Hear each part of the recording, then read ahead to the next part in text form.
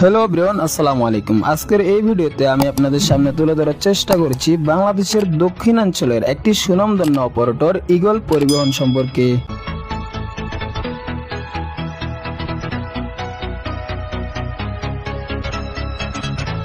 1990 দশকের শেষের দিকে ঈগল পরিবহন নাম দিয়ে তাদের পথ চলা শুরু হয়। ঈগল পরিবহন নাম দেওয়ার কারণ ছিল তারা হয়তো ভেবেছিল তাদের এই বাসগুলো ঈগলের মতো হয়ে সার্ভিস দিবে। মাত্র কয়েক বছর যেতে না যেতেই ভেঙে যায় তাদের সেই ঈগলের একটি ডানা। শুরুর দিকে তারা বেশ ভালো সার্ভিস দিলেও সময়ের সাথে হারিয়ে ফেলেছে তারা নিজেদেরকে।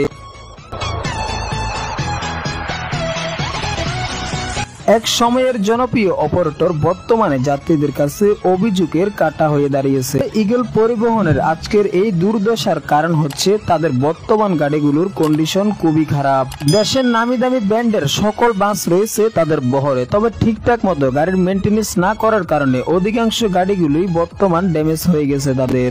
এছাড়াও জাপানের হিনু RM2 মডেলের সবচাইতে বেশি বাস রয়েছে তাদের বহরে। এসি নন এসি সব মিলিয়ে প্রায় 500-এরও অধিক বাস রয়েছে তাদের বহরে, তবে তাদের অধিকাংশ গাড়িগুলো ড্যামেজ হয়ে আছে। বর্তমান তাদের শুধুমাত্র হিনু এবং অশোক লেল্যান্ডের বাসগুলোই সার্ভিস দিয়ে যাচ্ছে।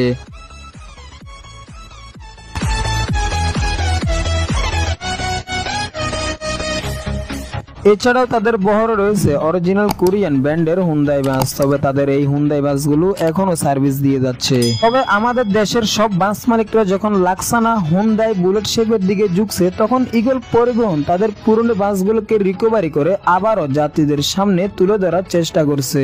তবে তারা কিছু বাসকে রিকভারি করলেও তাদের অধিকাংশ বাসগুলো ড্যামেজ হয়ে আছে, ফলে এইভাবেই নষ্ট হয়ে যাচ্ছে ঈগল পরিবহনের কোটি কোটি টাকার এই বাসগুলো। ফলে কয়েক বছরের ব্যবধানের মধ্যে তারা হারিয়ে ফেলেছে তাদের অধিকাংশ যাত্রীগুলো।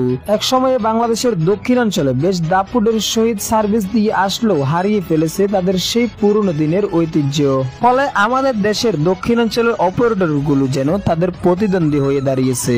ফলে তাদের গাড়ির কন্ডিশন খারাপ হলে যে তাদের সার্ভিসও খারাপ হবে এমনটি কিন্তু না, তাদের বর্তমান যে বাসগুলো চলমান রয়েছে সেগুলো বেশ ভালোই সার্ভিস দিয়ে যাচ্ছে।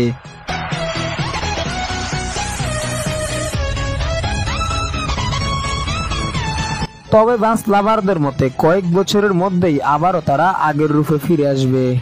দেশের ট্রান্সপোর্ট রিলেটিভ যে কোনো তথ্য জানতে অবশ্যই আমাদের RS বাস লাভার চ্যানেলটি সাবস্ক্রাইব করে পাশে থাকবেন এবং আজকের এই ভিডিওটি আপনাদের কাছে কেমন লেগেছে তা অবশ্যই কমেন্ট বক্সে জানাবেন। এছাড়াও বাস সম্পর্কে আপনাদের ইন্টারেস্ট থাকলে জয়েন করতে পারেন ফেসবুক গ্রুপ বিডি বাস লাভারে।